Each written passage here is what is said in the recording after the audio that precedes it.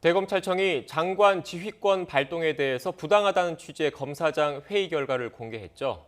그런데 추미애 장관이 다시 공식 입장을 내놨습니다. 윤석열 검찰총장에게 좌고우면하지 말고 지휘 사항을 신속히 이행하라고 거듭 압박했습니다. 취재기자 연결합니다. 홍성욱 기자. 네, 대검찰청입니다.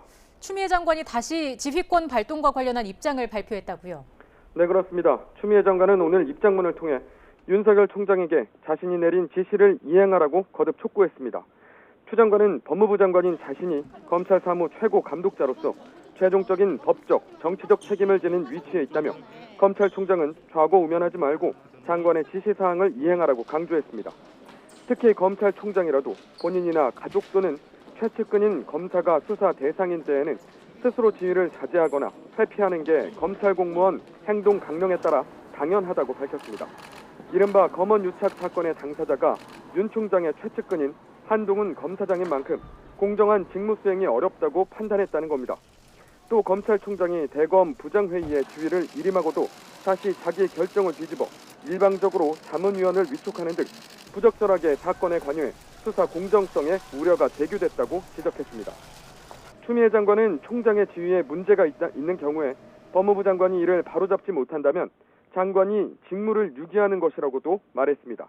특히 검찰청법 제8조 규정은 구체적 사건에 관해 총장에 대한 사건 지휘뿐 아니라 지휘 배제를 포함하는 취지의 포괄적인 감독 권한도 장관에게 있다는 것을 명시적으로 규정하고 있다고 강조하기도 했습니다.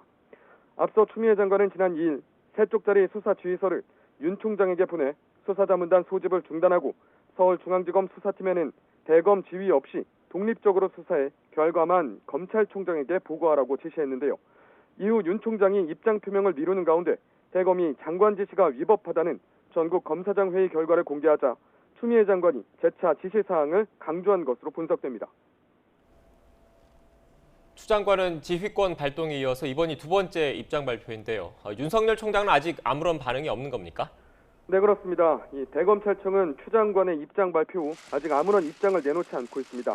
윤석열 총장 역시 마찬가지입니다. 윤석열 총장은 여전히 추 장관 지휘를 두고 고심을 거듭 중입니다.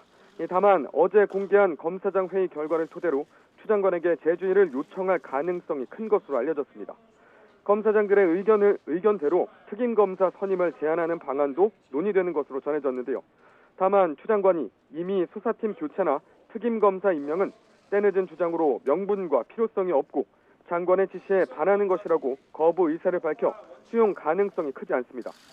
특히 지휘 수용을 제외한 어떠한 결정에 대해서도 추 장관은 지시 불이행으로 규정해 감찰에 나설 가능성이 적지 않아 윤 총장이 어떤 입장을 내놓을지 관심이 쏠리고 있습니다.